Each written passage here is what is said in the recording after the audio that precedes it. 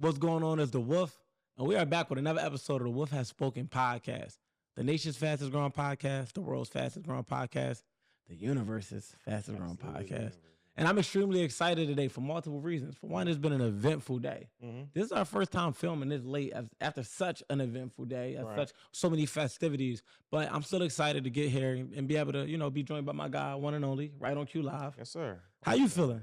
I'm feeling good. I'm feeling refreshed, appreciated from my friends, my brothers. So yeah, I feel appreciated. This is bachelor party week. Yeah.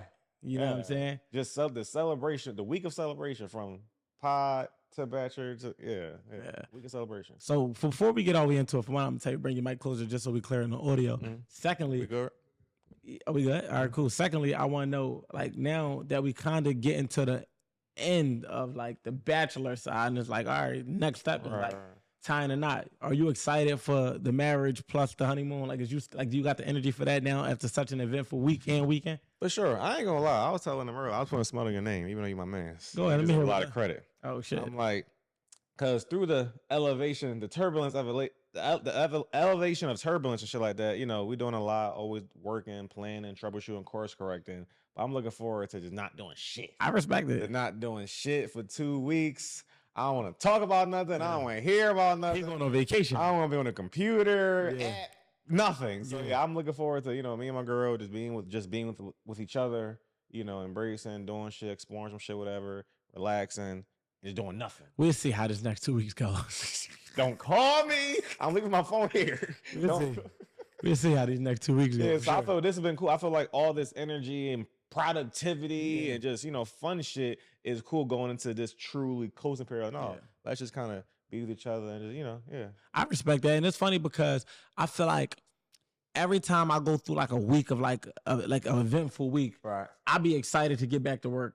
Like like some people, they get into a fun mode and then they just like stay in that mode. For me, I be looking like, all right, cool, I'm having fun, but I can't wait to get back on routine because that's when I feel the most productive, when I'm actually in a routine versus just kind of like fun is fun and it's needed. It's like recharging yourself. And we got to celebrate these milestones, especially something as big as this, right? Because this is your marriage, right? So me personally, I wouldn't have felt right showing up in a few weeks to film knowing you was married and we never did no bachelor party. Like, that's ass, bro. Like, what the fuck? Like, what's the point of having a married friend and we can't have a bachelor party? Like, nigga, that's just like some bullshit. That's basically selfish at that point. Like, for all the fucking men out there that's engaged, have a bachelor party. I mean, Q wasn't thinking about it, but we ended up doing it and it ended up being good. And now I'm excited to get back to work and sit still because I've been on flight after flight after flight after flight, night after night after night after night.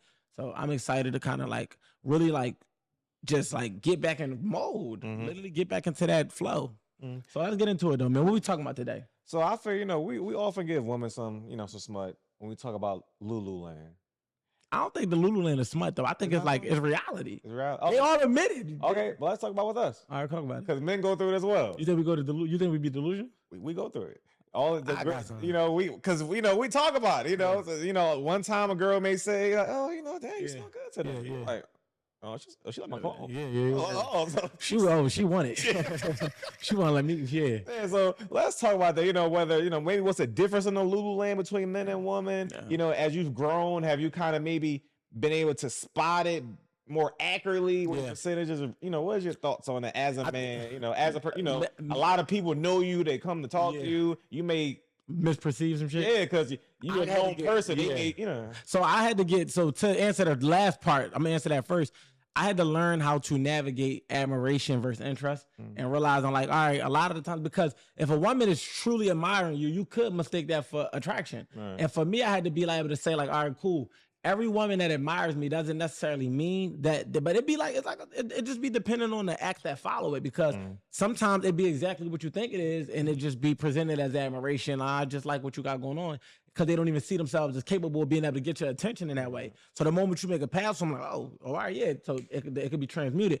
But the other part of it is just knowing like, let this shit unfold before I assume that, just because she's showing out. Because a lot of times some women might admire the type of man I am and might want their man to be like me more than they might want me to be their man. And I'm cool with that. I understand. So I learned that over time. You know what I mean? Now, granted, because of the course of the line of work that I'm in now, but when I was like a rapper and all that, like it was a little different. It was like, it wasn't no separation because I'm like, oh no, you fanned out. Like, but whereas though now it's like, all right, you got admiration for me, but it could be because of how I carry myself. And maybe you see characteristics that you want in your son, your brother, your man, or whoever, whatever male figure that you might know, and then I can see it as that. Now, going to the male delusion, men only can be delusional until facts is presented. Like, once a fact is presented, men tend to step out of the logic kicks in very fast. Like, a man be like, yo, she might be on me. Did she do something to show you she not on you? At all? You like, all right, she not on me. Like, I was tripping. Whereas though with women, you can say, I don't like you like that. I don't look at you like that. I don't want a girlfriend. I'm not on that type of time.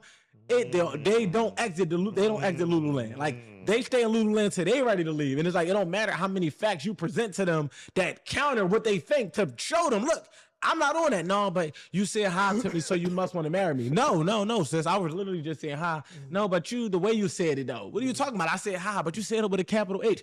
They literally operate in delusion. Where though a man that's operating like that is like, that's like probably like 5% of the male population. Because 95% would be like, one of they, a nigga homie will snap him out of delusion. Nigga, she don't like you. Nigga, like you tripping. Whereas though they friends will feed that shit. Girl, no, you know what? He probably did because I did see the way he was looking at you. So they damn near sending them on a motherfucking park hoppers pass from La La Land to Lululand because they sitting there telling them that this shit is okay. Whereas though as us, if I tell you a chick like me and you assess the situation, you might be like, I don't really see it. So, that's kind of the difference. But how I'm able to navigate it. Of course, if a chick I have interest in makes a small pass at me, I romanticize. Oh yeah, we get married for sure. But the moment any evidence presents itself to counteract what I'm thinking, I'm going to come back to reality. It ain't nothing for you to be like, oh, cool. Because I'm only going off of what I wanted to be. The moment you show me what I wanted to be ain't the option, is not what it is, then I'm going to go off what it is. Whereas though you can tell them what it is, and they still going to go off what they wanted to be regardless. So if it's 5% guys that are 95% of women is going to be guys, okay. I know where you're going with it, and that's just what it is. Like, it's, the funny part about it is, of course, like, these ain't motherfucking ChatGPT factual stats, but the fact that no, seriously, it's just like in more cases than not, it's easier for them to operate out of delusion because they're going off how they feel and they're going off what they want. And because their world revolves around the way they think and they see life through the lens of their perspective even more because of what they want and how they want things to go, it's easier for them to kind of overlook the obvious. Whereas though we are looking for the facts. So it's like, damn, like I thought she was on me, but she's not even really texting me like that. And when she do, she just always asking for something or she always too busy. So eventually you snap out of it. Whereas though for them, they make excuses for you. I mean, he do be working a lot. I mean, he do got a lot going on. So whatever it is like not the obvious. We've been real stressed lately. Like, yeah, so he's been having a lot going on. So I'm gonna just give him some space. That's why he hasn't reached out. No, I just probably really wasn't interested. Whereas though we like, yo, she don't really be texting back. Like, I don't think she on me like that. So yeah, 95% of the time, I'm not gonna say 95% of women. I'm gonna say 95% of the time, they're more likely to operate out of delusion than we are. Okay. One like archetype of women I feel like needs to be kind of debunked once and for all is the rich auntie, like the single rich auntie, like with no kids and what? That's her best life, and she's so happy, and she's this and that. I'll be like,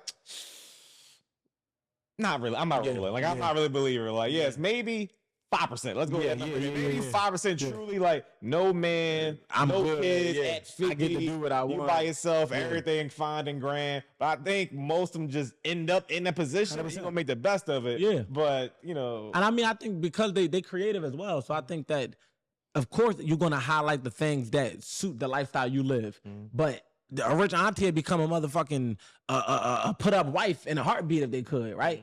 And like, because I don't think nobody wants to, as a man, I'm not about to sit here and emphasize being single. It's not something to praise. Oh yeah, I'm a bachelor. Like, I'm outside. I can do what I want. Nigga, you got to go home to your wife and kids. Nigga, like, this lit out here. Like, that don't even sound right. Like, it sounds irresponsible. Now, I feel like on the reverse side of it, I'm all for like I feel like living the season you in. If you in your rich auntie season vibes, UTT, you have no children, do you enjoy yourself, make the most of it. I tell all women that don't have kids, do whatever you want to do to be the best version of you, and do whatever you want to do for you right now, because the moment you get a man and a child, it's not going to only be about you. And if you made it to XYZ age and it was always about you, and you didn't have those responsibilities that you couldn't shake, those unshakable responsibilities, don't rush into that until you're ready, because there's no way around it once they come. You can't unhave your kid once your kid is here to say, oh, I don't want, I shouldn't have. It's done now. So be living that rich auntie vibes as much as you want to but I'm not going to sit here and say like it's a better phase than being a fucking wife. I'm not going to say it's a comparison. I think that if that's what you want, be okay with that, live in that, but don't try to be like, oh, y'all can't go outside when y'all want. Y'all niggas got y'all on the string. Y'all husbands, da-da-da-da. It's like you're trying to downplay what you aren't, but the moment you become that, it's going to now become the thing to be. So I don't really follow those trends. Real quick pivot back to the delusional conversation. Another thing I feel like, another reason why I know that it's more easier and more likely for a woman to operate in delusion, because they more so live in fantasy land.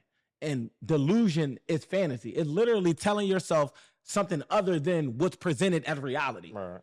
As men, the moment reality is presented, we can't unsee it. This is why men don't take their women back for cheating. This is why men, once he realizes a girl don't care about her no more, he just can't be all the way in. This is why if you feel like you don't got his back, once the reality presents itself, it's almost impossible for a man to go against that reality, because logic says this is what it is. Whereas though women operating in a fantasy is like, yeah, it was like that, but maybe it could be like this. And I'm not saying don't be a hopeless optimist, essentially, because I'm not gonna say a hopeless romantic. I'm not gonna say don't be a hopeless optimist, but not to the point where you so delusional that you damn near creating a scenario that just literally does not exist, and all the facts point against that.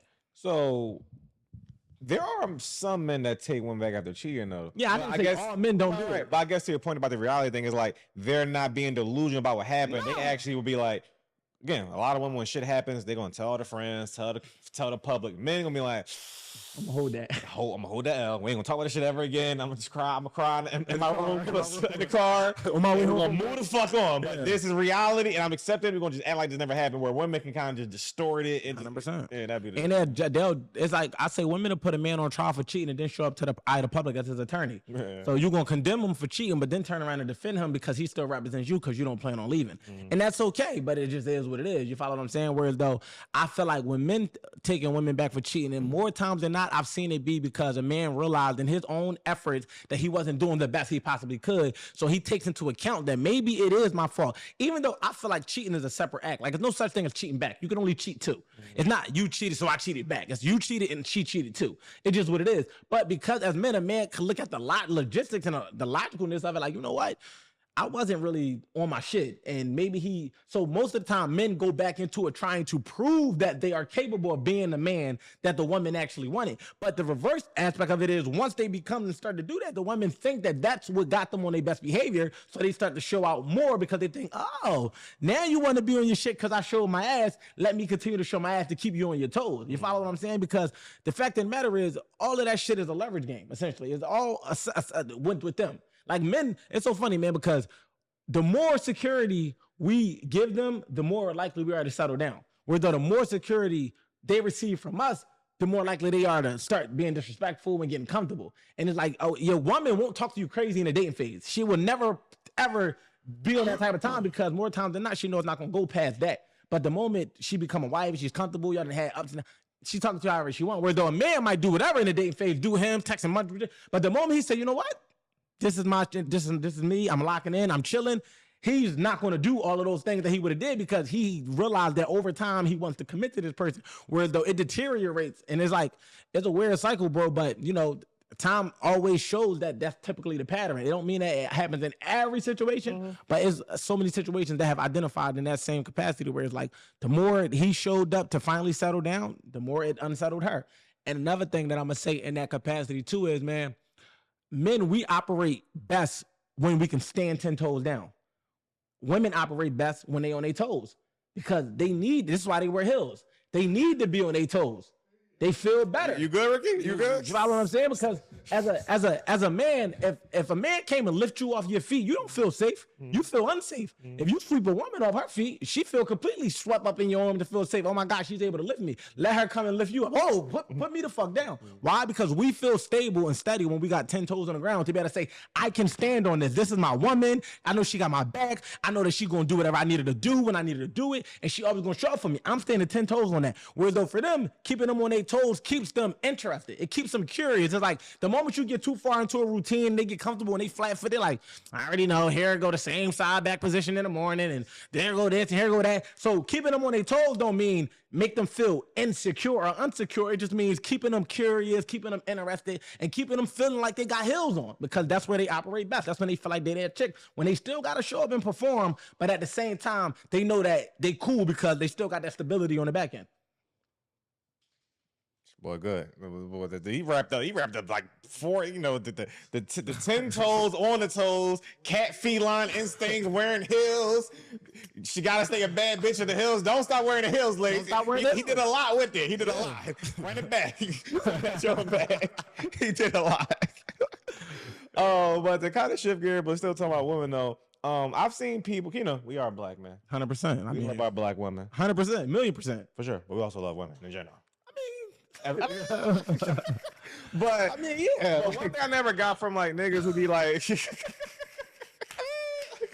one thing I never understood from like niggas who like be like having their thing about black women. It's like black women didn't want me once upon a time, and now that's why I went to white girls now. And it's like I think white girls thought you was ugly back then too. So it's like I was like they just never said it. Yeah, it's like they wasn't around at the time, I guess, or whatever. So I was like, what are your thoughts about, you know, of course it's like what are your thoughts in general about the idea of, because it's dating, but then also the racial components of dating and shit like that. So I mean, I think when I think about connections, I think connection don't have a face. Okay. So you can connect with anybody. Like I don't give a fuck who you marry, how you marry, like whatever race it is. Like I'm not that person. Oh, you gotta stay within the community. But I'm not gonna fucking honor somebody that says, oh, I'm justified leaving. Just leave. Like, you don't got to explain your way out. If you go into another race to go date, you don't got to condemn our women on your way out the door. Like, even if you're not a fan of how they talk and how they are, you don't have to shoot them down on your way out the door. You can literally just say, I connect with this person more. That's just what it is. You don't got to say, yeah, because they don't listen and black women don't know how to do this and black women don't know how to do that. Just let them exist and you go ahead and lead a party. Nigga on his way out the door. Yo, hey, look, I'm out because y'all not treating me right in this party. So I'm gonna lead the party. You trying to fuck the party up? Yeah. Just leave, bro. You found somebody. You got somebody. We love the party. Yeah, the party's cool. Like, I understand what come with the party. Absolutely. And I'm still gonna enjoy it because although the party got its ups and downs, music kind of loud. Yeah, it's still a vibe. Yeah, exactly. But the fact of the matter is, you know, if you understand how to navigate the party, then you can control the vibes. And I think that's more the thing. But if it's just not your vibe, like you're like, I'm more like a rave, hippie party, kickback type guy. I'm not really with the standing on the. You might want the. Yeah, you might be with the fist pumped and that's cool. You know what I mean? But you don't gotta knock. And that's what I feel like, larger picture, I feel like that's the thing that most people do. People are knocking what they don't do. Like if you don't agree with something, you knock it. Just let it exist. It's okay to not be a fan of something and just let it exist. It just exists. Like I don't have to say, yo, I don't wear Crocs. Crocs shouldn't be worn by men. Yeah. Like I could just say, I like wearing sneakers. Like you follow what I'm saying? I feel like when people, and I'm a pastor too, but I feel like when people go into situations, you know, they feel like their way has to be the way it has to be done. And it's like you close yourself off to understand the way the world works. The world does not operate through the lens of your personal perspective. The world is compiled of multiple perspectives based on multiple experiences, based on multiple upbringings and ethnicities and beliefs and morals and systems and backgrounds, but everybody thinks their way has to be the way. And in doing so, they try to shut every other way down instead of just letting every other way exist. Like you can go to the highway this way, you could probably go this way too. It's not to say either way is wrong, it's just what you prefer. Do you want to turn left or do you want to turn right? But it's not like, oh, well, you gotta operate like this, or you gotta date within this race, or you gotta practice these particular practices in order to be living right. You know, it's just about being moral and being righteous, whatever that looks like. But it don't mean that your way and anything that's not righteous is better than somebody else's because it's your preference. Yeah, I'm gonna circle back to this, but about the whole like shooting shit down. That's definitely like a byproduct of like social media, where we're just in the echo chamber of constant opinions. For sure. Because like end of the day, like one, social media forces most people to just have an opinion. I have to say something. I have to talk about it, whatever. But again, if everybody's more so focused on shit they just liked or this and that, of course, bidding and joking has come to territory or whatever. But people really spend a lot of time and energy to be like, I don't like this. Like, why is this existing? Unprovoked. Bro, unprovoked. Yeah. Bro, like, it was funny. You said this in a previous, like a real early episode. You're like, you could just scroll past. Like, every time. You could just look and just do this. You don't have to say. They be like, oh, no. And it's like, it is what it is. But the fact of the matter is, it's like, let people exist in their own world and exist in yours. You will enjoy life way more by just existing in your own world. Like, I don't know. I've never seen lions like go and take the podium to complain about how tigers live. Like, yeah, cause y'all see the way the tigers moving by themselves. Why they not in a pack like we is? Like, why they not running around hunting together? Who they think they is to be hunting by themselves? Cause they a tiger. It's like, nah, like that's how you get your prey. That's how you get your shit. Get it. All right? That's how we get ours. You feel what I'm saying? And if we crawl past, we'll see what happens when we get there. But do your thing in your habitat, and I'll do mine. They not trying to crossbreed. They not trying to hang together. You don't see like why the lions don't fuck with me. I'm just a lonely tiger. It's just like no, like I'm in the jungle. You in the jungle. We both we got one common goal to survive. It's just that simple. We both trying to find food, feed our family, and do what we got to do. And I feel like when people looking at life, they not looking at it from that perspective. They think that all things have to coexist, and they don't. Some shit just can exist over here, and some shit can exist over there, and they never have to cross paths. Yeah. And one last thing about the whole black one thing, I will say, just to acknowledge all sides of the conversation, like I said, back to the party. Yeah. It's like, again, if it ain't your vibe, this and that, it's cool. But again, I'm okay with acknowledging, no, my black women, my black queens, my black sisters, y'all got some shit with y'all. And that's what they know. If niggas got shit with us, they know they got shit with them. No. So it's like, I don't like when people try to act like they don't. Yeah. And people the other side of the spectrum is we acknowledge it and then just want to tear the party down. No. We acknowledging it, embracing it, loving it, and know that it ain't for everybody. Yeah, and that's okay. 100%. Same way I understand it and I'm prepared for it because I'm a nigga. Yeah. And we come from our own package of shit. Yeah. That more than times, a black woman gonna be able to understand that shit better than anybody for real. So, and if not, just find your vibe. And it's funny because it don't want to tear other vibes down. 100%. And it's funny because what I will say to give women credit is when they do leave outside the race, I don't really see the really happy ones coming back to just tear a black man down. They just don't talk about it. Like it's almost like it's obvious, like why they left. Like whatever that reason is, you can just see it on their face. Like that nigga got some shit going. He got money, whatever. She looks secure over there. Like she don't never then come back and be like, I couldn't date black men because this is that and third. Because typically that's a sign of not being happy where you at, right? If you happy with where you at, you don't tend to bash what you used to. You kind of just be like, I don't even want to talk about it, right? You go leave a good situation. You leave a situation that wasn't good and enter a good situation. You don't want to carry that into it. And you're like, you know what? I kind of want to leave that shit where it's at. So I will give them credit and say that. And from my perspective of what I've observed, I don't really see them being happy and then going back to say, yeah, I left the race to date up, but fuck the niggas. Niggas wasn't shit, this, that, and third. They just be like, yeah, I'm kind of happy over here with Brad. Yeah. And it is what it is. I like Chad. Like, yeah, Chad, Brad, it just is what the fuck it is. Whereas though, I feel like because black men get ridiculed for dating out, they gotta have their defense ready. So they feel like, only way I can justify this is if I talk about how trash my experience was. But my thing is just don't explain yourself. Like I'm not explaining. If I show up with whoever, she's mine. Give a fuck, she Asian, white, whatever. If that's who I connect with and this is my wife, I'm not about to justify why I married her. Me marrying her don't mean I don't like my black queens. It just mean I haven't found a black queen that I like this much. It is what it is. At that time, essentially. So, it just come down to what makes you happy. And like I said, connection don't have no face, it's energy. And if you connect with somebody, connect with them. But don't connect with somebody and then do so much to diminish, to tarnish the connection that you couldn't form over here. Just like Phillip heads don't fit in flat heads spaces for a reason. It is what it is. Maybe it was too much and it just didn't work. You don't gotta say, yeah, because that bitch one dimensional and she only go like this and I go like that and then I couldn't. It's just like, bro, just say, you know what, it just didn't work. Like the shit just didn't work. Like it's simple. Shifting gears back to kids, we always gotta put this smell on the kids, whatever. Even though on vacation kids don't exist. 100%. I didn't answer my kids' call this whole entire time. I called my daughter after. She said, "Why did you go to Miami without me?" And the conversation was over. At this point, you didn't understand this channel situation awareness.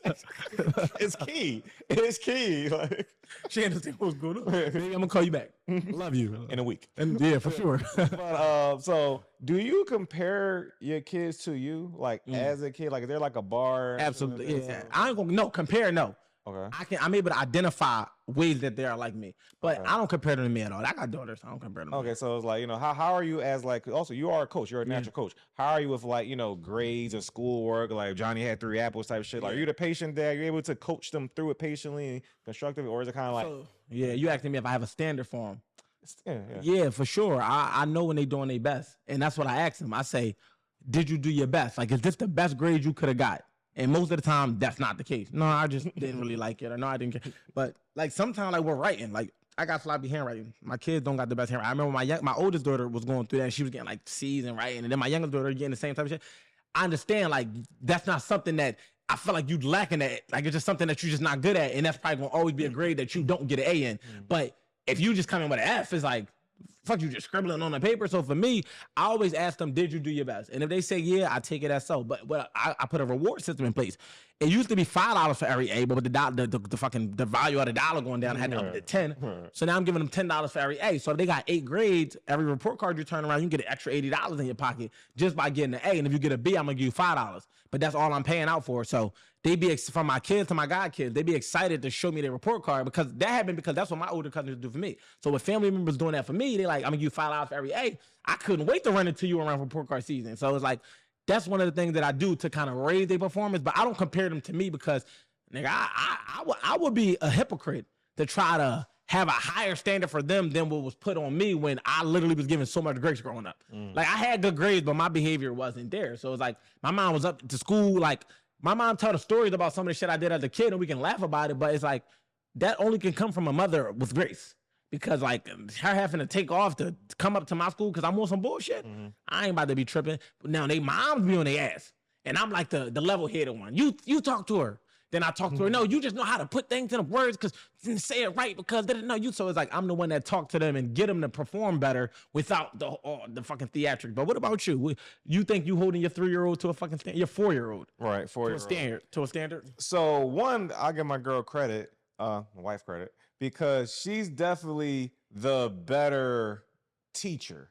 Like I don't have the teacher capabilities at all. Cause like, I'm not a coach, I'm not a teacher. Even when when I was in school or work, anything like that. If someone said, "Yo, Q, this new person train them," someone reporting to you says whatever that, I'm like, all right, that's how I do it. Yeah. Watch me. I'm gonna do it. I'm gonna lead by example. Yeah, I'm gonna do it twice. If you don't get after that, it's you got to figure the fuck out. I don't know. I ain't about to break it down, sort of process apart. I don't know. Oh yeah, I got patience with that. My brain don't work that way. Yeah, I got patience. So with my daughter, I don't got the patience, even if you're struggling, or even it's not really in my wheelhouse. Yeah, I get like, and my mom, she's like that. She's a teacher type person with it. But at the same time, I always tell her she got lucky with me because I didn't really struggle in school. It was pretty easy with me, whatever.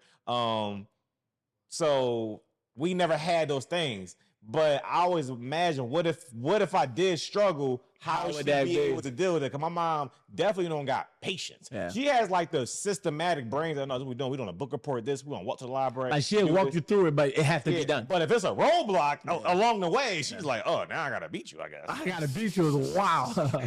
That's the only answer now. Like, right? It ain't like, "Oh, cool. Let's figure out another way around it." It's like, "Oh, now it's your ass." Like, yo, now so you in that joint like Johnny had 4 apples. Yeah, motherfucker, 4. Belt down. Yeah. So but I just think about in the future where it's like, and to the point about comparison, again, because my family is like naturally like that, which I don't think is a healthy habit of comparing everything. Like my cousins are comparing, "Oh yeah, Q the smart one," and and my mom, my grandmama, everything is a comparison, and I think this is weird. Yeah. So I already know as my brain to not be like that, but at the same time, as my daughter is approaching older age, it's like, all right, yeah, like let's just say me and my close friend, he always talk about he struggled with like math. And his dad used to be like, "Johnny, there's fucking 3 apples." Yeah. So I was wondering, how am I going to be with that parent if my daughter shows like some handwriting issues or some math problems? Like, and I didn't have these problems. Why are you? And so I got a lot of, I think like to your point, because I'm naturally like a teacher, educator, coach type person, I understand that things can be improved. And I just like to see effort.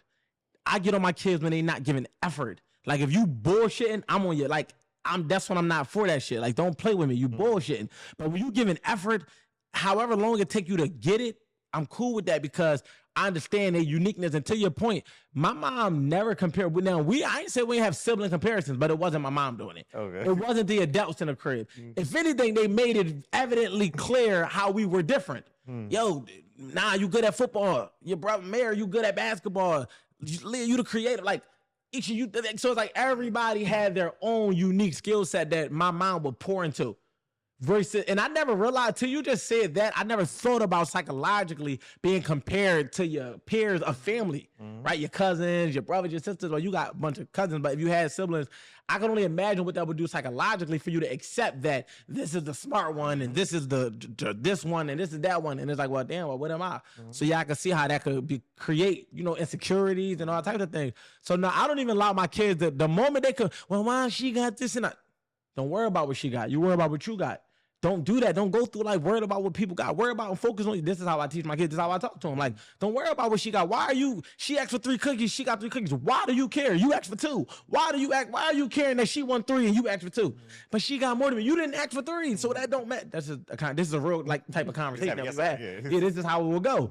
But I'm just saying she got this and listen, she got what made her happy. You got what makes you happy. That's what you need to focus on. You don't need to focus on nothing but what makes you happy. And if that's what you got, then be happy with that. Don't worry about the level that she need to get happy. Like, it's not a comparison. That's literally how it go. Whether it's like her comparing stuff to her friends or her sister or anybody, whatever the case may be.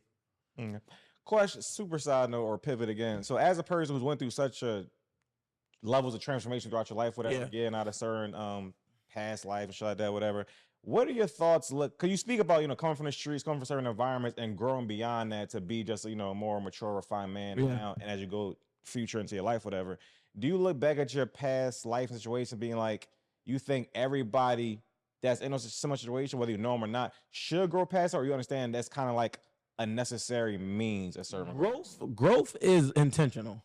So you got to assess where you want to go and assess what it's going to take to get you there and then decide to do it. Everybody has a perception of who they want to be, but not everybody has a direction of how to get there. Once you become intentional, being able to say, you know what, to be a better dad, I have to be like this. To be a better boyfriend, husband, whatever, I have to be a better business owner, I have to be like this. That outlines the steps for you to take, and then you just kind of got to get hit in that direction. But most of the time, people find success where they at, and then they just get content. So it's not that they don't want to grow, it's that they were receiving the rewards of their efforts at the level that they are comfortable with, so they see no reason to grow. It's like somebody get a bachelor's degree, they don't see a reason to go get a master's or a PhD because they comfortable. They're like, you know what? This is enough. Right. It's just when it's associated with habits that are not conducive, it just looks like it kind of stalls out. But whenever you get on the right trajectory of wanting to be more conducive and wanting to be more productive and wanting to elevate, it forces you to go in the direction that makes you make those changes. But it's not something that everybody even conscious of, because everybody don't even want that. Some people are literally okay with what they have and what they're doing, and they actually want to grow in that way. And for them, it's like, no, I was doing this and now I'm doing that at a higher level, so now I grew. Whereas though, if you look at like, no, man, I actually want to get better in this way, in these ways, these are the things that have to happen for me to do so. That's kind of what the process look like. Okay. You know what I'm saying? To dig deeper in that conversation, do you feel everybody eventually should find a way out of those environments, or is like, it's easy for me to say because that's my perspective, but most people don't see it that way. But not gonna say most people, the people who don't see it that way don't see it that way because they don't see nothing wrong with it. Gotcha. So it's like to say that would be me projecting what I see for life on other people, and they literally be okay with what they get because they've accepted that that's what they want. Gotcha. Whereas though when you want different, you do different, and the only way for them to see it in that way is to want something other than what they want currently. And that goes for anything. Like a motherfucker could want to have $1 million and be working a 9 to 5, and there's really no path to get there from there. But they don't want to start a business. Until they want to start the business, they're going to stay on that trajectory of never getting that $1 million that they want because their path doesn't align with what it takes to get there, but they'll always have that desire. It would take for them to have a literal paradigm shift and say, yo, the way I'm doing it is not going to get me where I'm trying to be, so I need to course correct, and I need to actually get in tune with what that looks like so I can get there. Gotcha. You know what I'm saying? Another like a talking point that's like popular now in this social climate that I actually don't fuck with is eat the rich. You ever never heard of it? No, I never. Yeah, so it's kind of like, to me, it's like some hating shit. Whereas like, eat the rich, fuck billionaires, fuck the 1%, fuck this, whatever. Now, me personally, I do think, well, I'm gonna say this. you know, it's a narrative of belief that no billionaire, you can't be a billionaire out doing some crooked shit. I used to think like that some way, not crooked, but I used to think that like, you know, it was a challenge to get there without doing something. I had to shape my beliefs. Yeah. I'm not on that hill. Like, I don't know enough about billionaires to just say I don't fucking know, whatever. But I'm not mad to take, but whatever type shit. But at the end of the day, I also don't have the investment of care to just be like, fuck all billionaires, this and that, whatever. Or do I feel like eat the rich is like, why you have so much money, this and that? Like it's just like a weird waste of energy. And I feel like a lot of some of things just come from hate. Like I think hating that shit. I think that's the rich auntie community vibes too. I think like that's it all goes back to condemning what you aren't. So it's like, because I don't understand your world, because I don't operate in it, I'm going to go off what my limited perspective allows me to see. And from my perspective, it looked like you're doing something you ain't supposed to be doing. So I'm gonna deem it to be that. And I'm gonna start a campaign because it now makes me comfortable in where I'm at to say, I don't even want to be like you. But in reality, it ain't that you don't want to be like this person. You're just not capable of being like this person, or the opportunity hasn't presented itself. But if the opportunity did, you would become that person, and whatever that looks like, and then next thing you know, you're going to change everything you just said. So it comes from that insecurity and that inability, and then they just project it onto the world. Why? Because they want to create community. They want people to see the world the way they see it. So if it's more of us and less of them, and we can all agree, then we're not the outsiders, they are. And that's what people want to be. We the 1%. So it's way 99 is way higher than 1, even though the 1 weighs way more than 99 financially. The voices of the 99 is going to be louder. So they all coming together collectively to try to condemn the things that they don't see fit because they don't fit in it. You know what I'm saying? And it's unfortunate because you'll learn that people can be and do and have whatever they want if they just focused on that without having to condemn anybody for what they got. You know what I'm saying? Yeah, and you know, we speak about a lot about, you know, pursuing and chasing financial success or whatever. And I feel, you know, I ain't gonna speak for you, your trajectory, but I definitely don't have aspirations trying to be some multi-billionaire type nigga, whatever. For real, like my sights are on like, you know, financial independence, and freedom, financial freedom, and really just so that my daughter really has no worry, and anybody I care about don't have any financial worries. I can't control health and shit. But if it's like, yo, damn, this happened, you might be able to come through. Why would I want you to be worried about that? Whatever. And feel good. And the grand scheme of life, there really ain't a lot of money for real. Like it's like that don't take $1 billion. Like it's not that, whatever. So, but I still feel like people you said something in the early episodes about like people hate what they. So people typically, what irritates them is something they dislike about themselves. So what irritates them in others is something that they dislike about themselves. Right. So the insecurity that you have about maybe your own financial, you project it on other people. Yeah, so 100%. Yeah. And so instead of you just being like, all right, cool, I may don't care to be a billionaire, but what is your level that probably will make it your life and your little situation? No, I'm talking about the person that's hating. What is that number, that figure that make you feel more comfortable and secure? And you probably just focused on that a little more. You would give a fuck less about some billionaires and what they got going on. Because it's like when you kind of focus on you don't got time to think about what somebody else got going on. Like it's almost rude to sit around and think that somebody is thinking about you. Like what level of ego do you operate out of when you think that someone? It's like I take offense to it. Like, motherfucker, like, I know you had to be. Why you think that with my free time or my time in general, I'm thinking about you with no solicited reason or no prompted reason for that to be a thought? Why would I just be sitting around thinking? So it's like when people operate like that, it's like they really have it in their head that it's personal. Like, oh yeah, man, Q went to get himself some McDonald's and he didn't text me. Q might have really didn't even think that you was hungry. It might have not even crossed a nigga mind that you wanted some fucking McDonald's, or even that you even eat McDonald's, or maybe he was just thinking about the fact that he was fucking hungry. But people look at it like, nah, you had to know I was hungry. You knew, because the last time we ate was at the same time. It's like, that don't mean we hungry at the same time, motherfucker. We just ate at the same time. So people making things personal, and then they projecting it, and then they reacting off of the things that they concluded based on something that never even was validated or no factual evidence proved it. It was just something that they perceived it, and something that they made an assumption on, essentially. So, you know, I just always challenge people in general to just like focus on your world, be okay with operating in your world, understand that everybody's world won't look like yours, and that's okay. And then when it's time to cross and collide and, you know, combine worlds, be flexible to what that has to look like. In my world, I'm able to do what the fuck I want. If I'm in a shared world, I got to understand that, okay, I can operate within my space the way I want to, but I can't expect you to operate to my rules, because you're living in your own reality. You're living in your own world. And, you know, society just has I won't say social media. The mindset nowadays has a stronghold on people in that way, whereas though they make people feel like I'm the main character. Everything should revolve around me, and you're supposed to consider me and everything you do, even if it's just about you. And that's just not a healthy mindset to have when we talk about being collaborative and coming together as friends and family and just humans. You know what I mean? And we can land on this one last topic that we were supposed to bring back up a couple of Jones ago.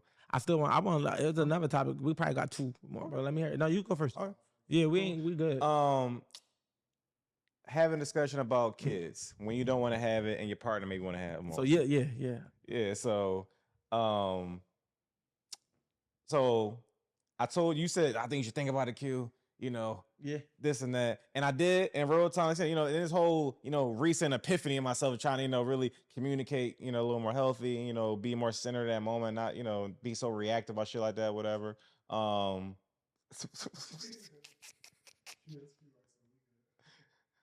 you like? Oh yeah, so when me and my girl, take your time. When me and my lady, we was talking about having kids, and she was like, you know what,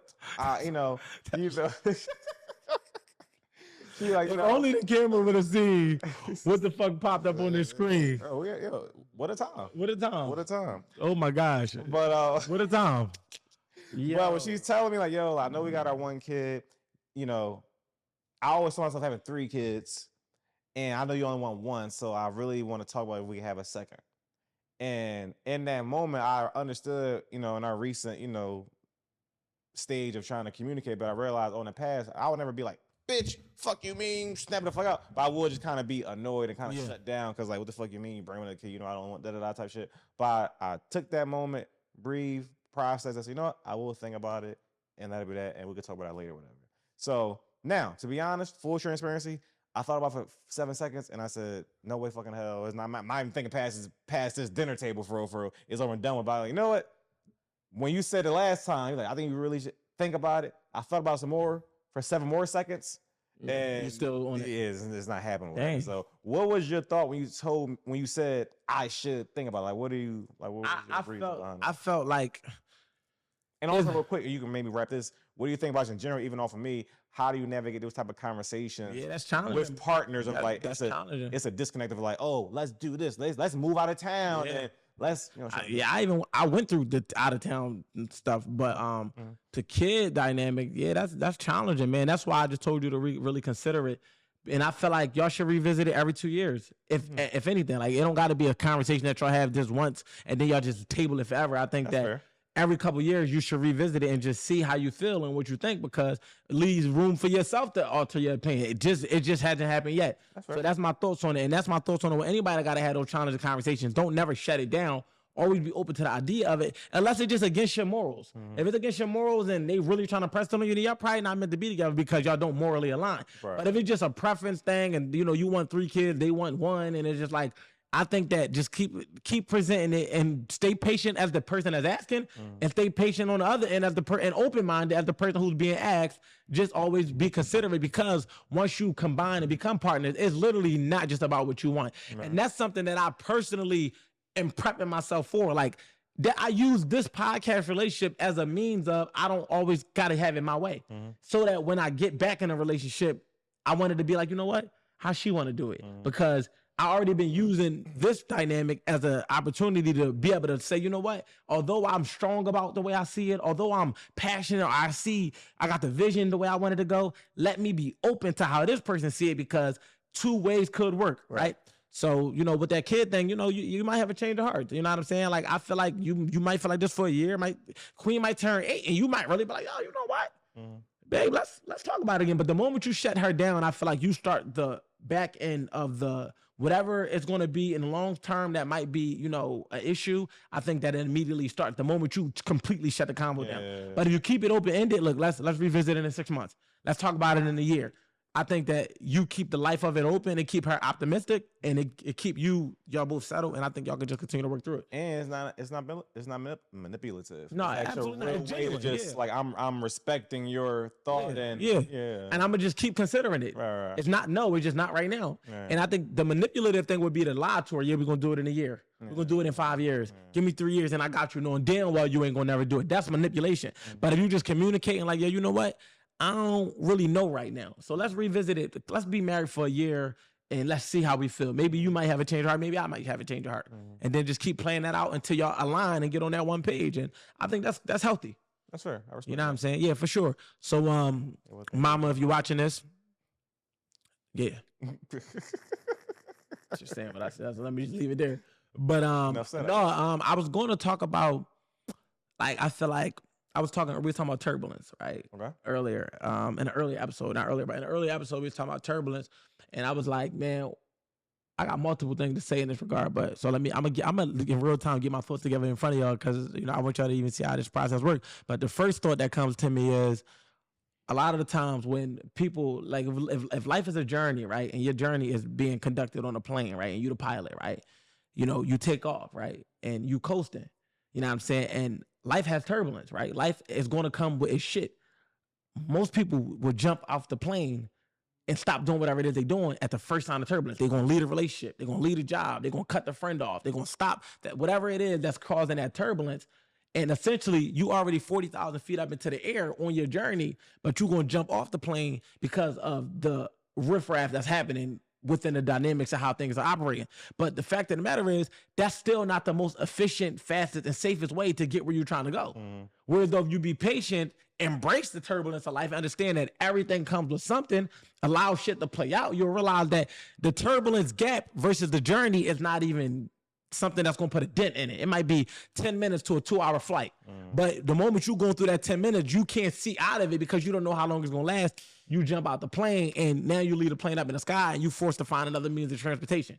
And that don't mean that because you're on the ground that's the best way to get there or the safest. It's just where you feel the most comfortable because you feel like you're in control with your boots on the ground versus allowing God to steer the co-pilot. And that plane will keep going. And that plane is going to keep going because the plane is the quickest, the fastest, and probably the safest way to get where you're trying to get to versus saying I'm going to drive 18 hours to Miami when you could just do a 3-hour flight because there's a little bit of turbulence. So when y'all think about your lives or whatever the case may be, just because you're going through a season of turbulence, don't jump off the plane. Allow the turbulence to pass. Have faith and know that it's not going to be as long as the journey itself, and it's not going to be for the entire journey. But the moment you jump out that motherfucking plane, it don't even matter because the amount of fucking pressure and velocity and shit you're going to experience on the way down is going to hit you way harder than any turbulence could ever. So the quickest, safest, and fastest way to get there is to have faith and knowing that once you start coasting, whatever it starts to be, just understand that this is the price you are paying to have what you want. You're going to have to give up something to accomplish something. It's just what it is, whether that's long nights, early mornings, cutting people off, or connecting with people that you didn't see yourself connecting with. There will be a price to pay when you're elevating, and that's what turbulence looks like. It looks like entry. It looks like paying that price. But if you get to the door and you're like, I ain't really trying to pay this $40 to get in here, then you might never meet the people that's on the other end of that door that you needed to run into if you would have just covered the tab. So, I'll say that. And then another thing, let's go pull up a topic. I got another thing that I was going to say of something that came to me earlier that I wanted to make sure that I spoke on. Let's see if I wrote it down. I'll toss out there. Oh, I gotta go. It's going. I was talking to my man recently, and back to kids. Actually, he was saying that I should have been talked about. He doesn't want to have kids because he feels the benefits of kid are only theoretical and circumstantial. And he's like, yeah. So people say, oh, do it for like the joy and love, whatever. He's like, yeah, but if your kid, that's also depending on how your kid turns out. Yeah. If your kid turns a certain way, then what do you have in that? Oh, legacy, but your legacy can be, it's all dependent on certain things. You about to be mad at me. You got your thought. My thought just came back to me. What, that topic? No, we're going to go about the kids and the legacy. But no, another thing I was thinking about too, man, another people going back to the whole plane, your plane could be in the air and it's coasting. But you got to understand about how planes work. If a plane take off and it's cleared to take off, right? A lot of people jump into shit and God clear them to take off, right? But a plane also has to be cleared to land, right? And in order for it to be able to be cleared to land, it has to be a space for it to land. A lot of y'all plane is stuck up in the sky and it's going nowhere and it's going in circles, and God can't take y'all where y'all trying to get to because y'all haven't created space for him to land the plane for you. And whatever that looks like could be cutting off people that you need to get away from, getting rid of habits that no longer serve you, becoming a better version of yourself, creating habits that do serve you, becoming a version of you that's capable of being at the destination that you're supposed to be at. But if you never do that and you wondering why you just in the sky going around, and you're like, because you wasn't clear for landing, because you didn't create that space to be able to land. That could be changing your environment.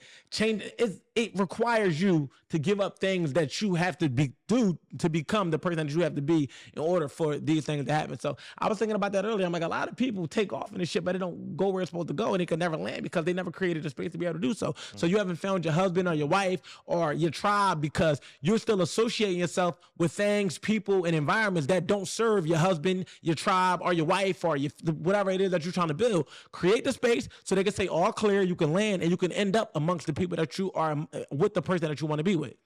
Back to legacy. Kind of similar, real quick. Yeah. Kind of similar to that point, where like, what are you even asking for from the universe? Yeah. And how are you? I see a lot of men kind of trick themselves out of that in a certain way, where when men complain about like women be wanting this and they be expecting this is that. It's like, you're not even that type of nigga for even be complaining about the type of women you be talking about. Yeah. Women want you to get them a bag and this and that. It's like, that's real shit. Sir, like, you can find a girl that kind of don't even now in that type of time at all. 100%. But you focusing on these fucking, and that's the other side that you don't even know on Instagram. And that's the other side of the whole condemning thing. It's like, you are talking about a person that you don't qualify for, and it's like, why talk about? Don't be around, like, or might not even have interest in. I'm not gonna say qualify, right? Because that don't mean that you're not qualified. You're not interested in, and they're not interested in you. There's a lack of interest there. So why spend your time talking about? See, this is the thing, man. This is what I need to understand, man. When they say we all got the same 24 hours, that's not no fucking cliche, the rich get richer terminology that's utilized to make people feel like they not doing enough with their 24. It's really a fact. Everybody has the same amount of fucking time. So if you actually utilize your time as efficient and as effective as possible, because if you think about it like this, especially for the men out there, right? And you know, if you like discipline and you're a less heavy man, the amount of time and energy and money and effort you invest into fucking a woman, if you put that amount of time, energy, dedicated effort, and consistency into anything in the fucking world, you will succeed at it. Think about how you gotta get to know a woman, you gotta learn her, you gotta study her. And even if you're able to do this in one day, that means you have become a master at it. If you become an expert woman fucker, imagine if you would have put that same time into developing being an expert at anything else that would make yourself more lucrative or make you more in shape or make you just a better overall human being. And so when they talk about having the same 24 hours, it is one of the things where it's like, you are not being efficient. You can't complain about the things you don't have and then look and compare it to the things that somebody do have if you're not willing to do for you what you need to do for you to be able to have the things that you need and the things you want.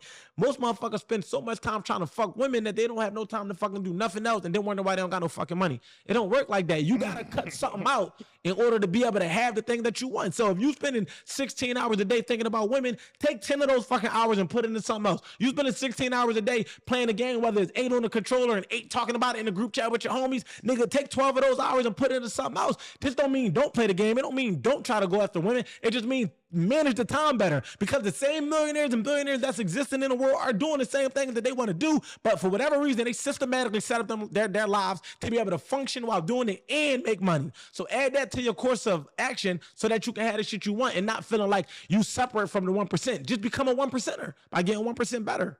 And you know, the thing is, like I said, they spend 16 hours trying to figure out how to fuck a bitch, and then it'd be 16 different bitches. Yeah. And it'd be, at least an expert woman fucker, it'd be an expert almost woman fucker. Like, I almost got her. She dimmed a few times. Like, you ain't even get her. I went on one date, but you spent 16 hours 16 hours, bro. 16 days straight to almost fuck her. And niggas don't even know their blood type, don't even know their fucking, it's like, they ain't know, like, so they got a physical, they don't know shit about themselves. They ain't spent 16 hours on nothing personal development on themselves. At all. And they wondering why their life set up the way it is. So, you know, one of them things where, like, and I say that with love, is like, bro, like, assess your day. What the fuck are you thinking about on a day-to-day? What are you doing on a day-to-day, and where is it getting you? And if it's getting you in some guts, and if you okay with that, then at least get paid for it. Like, I feel like everything you do as a man should lead to some form of compensation. It could be mental compensation where you're just fulfilling. It could be financial compensation, or it could just be something where you're giving back and you just feel fulfilled in that manner. But it has to be some type of compensation. But if you're just doing it and the only thing you getting is an ego push and a elevated status to some immature-minded people that think that's what it is, then how does that compound over time? 10 years of you doing that, you might have fucked hundreds of women, but you probably don't have hundreds of dollars to your name, because women cost. They cost energetically, they cost financially, they cost whatever. So it's like, even if it only take you one day, if you did fuck a woman 365 days, nigga, that's 365 days of a salary that you didn't get. So it's just like, you determine your outcome based on your input, and it starts with what you going into it after. And to land it on that, I'll say, I told you the latest book, audiobook aficionado. The latest book I told you about was The Millionaire Next Door. Yeah. And one thing they said was, I suggest everybody read the book or whatever. Read it, listen to whatever you want to do, whatever. Great book. And one thing they said is, if you're a person that actually cares about, like, because some people are not really passionate about like accumulating wealth, which is totally fine with it. Yeah. But if you do a person you trying to chase or pursue rather financial freedom, the thing they said, your age times your salary divided by 10. Yeah. Whatever that figure is, if your net worth ain't nowhere in that ballpark, probably got some stuff to do. 100%. Transparently, I was like, oh, as a person who's making a decent amount of money, I do some investments like that. I realized I was actually doing too much spending. Yeah. Like, as a person who's pretty disciplined, but I was like, oh no, I clearly could be doing better. 100%. Like, to be in a more established place for the future. That's the thing I realized. Yeah. And that's one of the themes that book unpacks, like the difference between a high earner and a high net worth. I'm gonna read it. Yeah, because just because you're making $1 million doesn't mean you're gonna have $1 million stacked somewhere. And what's the point of making $1 million? You don't got $1 million. No, that's a fact. Yes. What's the point of making $1 million? You're gonna spend it and then be stuck trying to figure out how to make another $1 million. Mm-hmm. Wolf math. Because I've done shit like make the money, spend the money. But within our conversations and within my intentionality to get better with finances, I'm taking after some of your habits and any other habit that I could pick up that kind of suit my personality, while still being able to be individual in this process. So, it pays to be around men that are great at things that you're not so good at, because as men, we raise each other, right? Like, you only understand manhood from the example and your experience. And having other men that can set examples while you're grown is the best thing. Like, me seeing him and how he handled his finances and how his life was just together. Like, it was so funny because coming into it, like, most of the time, especially like if you have success, right, or you're an entrepreneur, we might look at somebody who's not an entrepreneur and automatically assume that because you might not have an aspiration to go here, that you don't have it or have it together. And I'm not saying that I thought that, but I'm just saying I know that that's probably like more common than not. So when I started to get a deeper look into how your life was structured, I was like, they really got to shit together. And it was like it made me start looking at all corporate and blue collar and all of these different situations as, damn, this nigga's our scepter, but he making a smooth 80K. He managing the shit out of his money. Damn, this nigga do this. So me seeing an inside look on how your life was set up made me look at the whole grand scheme of how every day. This is why when people, be acting like you got to make 75 figures a month to, be okay. I'm like, nah, you can really get off. I'm not saying that you should just stop yourself, right? Whatever you want, you should have, but you can have a good living on a 5-figure salary for sure. As long as the 5-figure salary ain't 10K in the USA. But if you got if you 50 and above and you know how to manage and invest and you can grow. You can do what you got to do. Like, you can get your shit off. Absolutely. Depending on the foundation and the overhead. Yeah, for sure. Like, what I mean? I wouldn't even say if you was making 48K and above, and I know somebody like, what niggas is doing that in a day and a month? They are. But it's also people living an okay lifestyle. This might be cool for a single man, no kid, living in a 1-bedroom apartment. He can live the life that he needs to live on that type of salary. Now, if you go get your girlfriend and some kids with more responsibilities, you got to make more money. That's just inevitable. But another thing that I was going to talk about, but it was one more thing that I was going to talk about before we start talking about the 24-hour thing, but it went away. But I was just going to talk about one thing that I feel like as men, man, we be at a disadvantage when we good men, is that it's almost like being a good parent when you have a woman. It's like, do I want to be the fun parent or the disciplinarian? The fun parent gonna get all of the praise and the admiration, and you're gonna get remembered, right? You was fun, but the disciplinarian is gonna make the kid the best possible version of themselves. So it's like, as a man, when you're dealing with your woman, it's like, damn, I want to find that balance between being fun, but at the same time being this structured, balanced person that can add order to her life because she needs it. She can't just be ripping and running. But the unfortunate part is most women need us to be the structured version, but only appreciate the fun part. And this is why in more cases than not, when niggas get cheated on, it's typically for the fun nigga.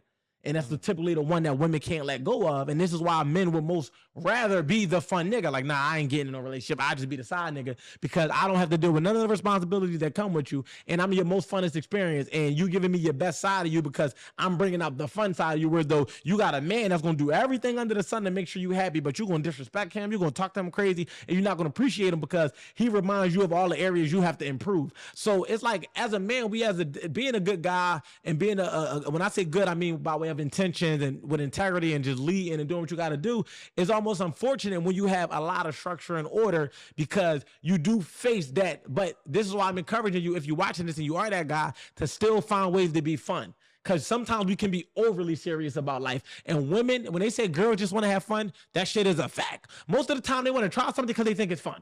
So just remember to be fun even while you are adding order and structure. But it get weird with that too, because like with children, if they don't know when the boundary and the wall is up, they don't really know how to respect it. So it's a slippery slope, and it is a thing. But me putting this on the table is for y'all to assess and figure out what it looks like for you and make it work for your relationship, because that balance has to be created if you find yourself being that structured, disciplinarian, 10 hands at 10 and 2 type of guy.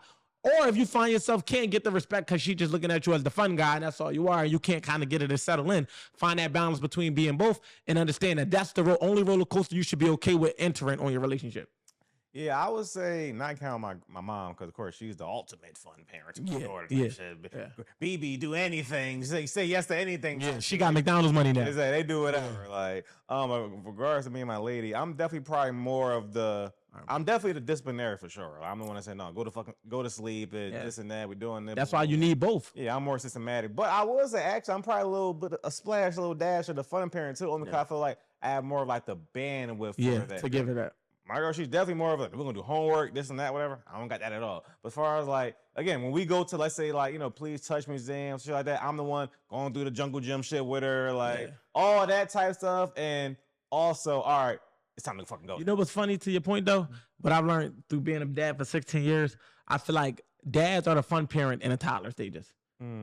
The moment these kids need to learn principles and morals, we're not the fun parent no more. The moms then try to become their girlfriend or their homie and try to operate like their friend. So then because mom now becomes the more understanding. Now this thing's saying that it's every fucking household in the world. But I'm saying more cases than not, we fun in the beginning because we're not really dealing with them on a day-to-day, all day, every day you are. But outside of you, most dads that are in typical situations aren't dealing with their kids on a day-to-day, all day, every day. So when they see them, it's fun. I got the capacity. Whereas the mom drained, she tired, so she don't got the energy. Whereas the reverse is like, I want to have fun with you, but I need you to understand how life really works. Right. And I can't shield you from that. So I got to talk. I got to make sure you understand. I got to make sure you. So now I'm still fun with a teenager, but at the same time, I feel like I ain't your homie. I'm more so like, this is how life go. This is how life work. And I feel like when they so used to you being a fun parent, they're like, what the fuck got into you? No, it's the fact that you are now ready for the next level of life. Totally different. Yeah. No, facts. But yeah, man, we'll land it there. And that's real interesting. Just the whole toddler versus. I think that was key what you said. And I think that even it could be something that could be elaborated on, but for the most part, it's something that I realized, and it still does tie to relationships because you got to pick and choose. Do you want to be the fun, or do you want to be and it's always what's right for you is all like fucking apples ain't fun. Cookies is. But the apples is better for you than the cookies. You get what I'm saying? So, that's that. But yeah, man, that was time out. Y'all thought because we had an eventful day, weekend type. Yeah, y'all eventful. Yeah, it's been an event. This the last couple of weeks been eventful. Yeah. Y'all told y'all, man, I was reserving, you know what I mean? But talking shit. All in all, I'm just saying all that to say, man, you still got to show up and give your best, even when you're not even feeling up to it. And this was in real time. I literally texted him. I was like, yo, let's just film at 6 a.m. He like, I got to fly out at 6 a.m. Fuck. It's midnight right now, and we've been up all since 5 a.m. and was up before that and all that. And so it's just like, no, we still got to get this shit done. But I say all that to say in real time, man, we want y'all to continue to get 1% better. But I want to go to the why for this real quick. You know what I mean? As y'all let people know, we grow. You get what I'm saying? So share this out. And I really did that because I wanted to shout out our sponsors. We didn't shout them out in the beginning. Big shout out to our Fantasy Box. Make sure y'all go shop with them. As y'all can see, we got their products back there. I'm looking at Fresh and Clean. I'm looking at Yummy. I'm looking at, this is the thing that I can see by way of the label if I'm not reading it out because I don't have a good visual on it. But the fact of the matter is, all of the products that you need, ladies, is essential and to you and your health and your development, and it's right there. So make sure I go shop with our Fantasy Box. Let's take it back home. Yeah, so continue to let people know. As y'all let people know, we grow. We want y'all to get 1% better. We don't want y'all to gatekeep this platform. We don't want y'all to gatekeep these conversations. We don't want y'all to gatekeep this information. We want y'all to tell people, because we want y'all to expand on these conversations and let us know if we need to expand on these conversations. With that being said, man, make sure y'all get us on YouTube, on the Wolf Network, the Wolf Has Spoken Podcast. Make sure y'all get us on all audio platforms, the Wolf Has Spoken Podcast. Make sure y'all get me on Instagram at WolfWSC. Make sure y'all follow the network page at wolfnetwork.WSC. Q, where can they find you? Right on Q Live, as in the right on QUE Live. He forgot his own shit. Want me to do it? That's right on the right side. Right on Q Live, as in right on the right side on QUE Live. There we go. Right on Q Live. And real quick before I was gonna say again, shout out to the 1%ers. Anybody when you see us in traffic, yeah, bro, commenters, yeah, that's love. Shout out bro. to in Miami. Somebody was like, "Is that?" I know them. I know them. Gave my boy a bachelor party, like grounded shots and all that. Shout out to anybody, whoever just showed just genuine good energy. We love y'all, man. We fuck with y'all. Appreciate it every single time. Every time. Never gets old. Yo, what? That shit is the best feeling. So yeah, like he said, and on top of that, man, make sure y'all follow my guy Ricky B. Philly. And just stay tapped in with the platform, man, and continue to show us love. We'll continue to show you love. You know what I mean? Like I said, y'all make it worth it, and y'all give us that just the inspiration and motivation to continue to aspire to get 1% better, because we want to pave the way that we asking y'all to chart as well. So with that being said, man, this has been fun. It always is fun, and we hope y'all took something from it. Make sure y'all like, comment, and subscribe. We want to start growing the subscribers on YouTube. Want y'all to join our 1%ers community on school, so you can click the link in my bio, the link in Q bio, and the link in the network bio to join the 1% school community and get exclusive content. Also, if you somebody looking to be an advertising partner with us, you know, we are always interested in bringing new eyes to the prize, which you might be holding and nobody might not know about. We don't want you to stay America's best kept secret. We want to introduce you to the world. So with that being said, look at the details below, or just DM us, or just hit us at wolfnetwork@gmail.com in order to be able to connect with us. And we'll go from there, man. Until next time, as always, the Wolf Has Spoken. We out. Let's do it.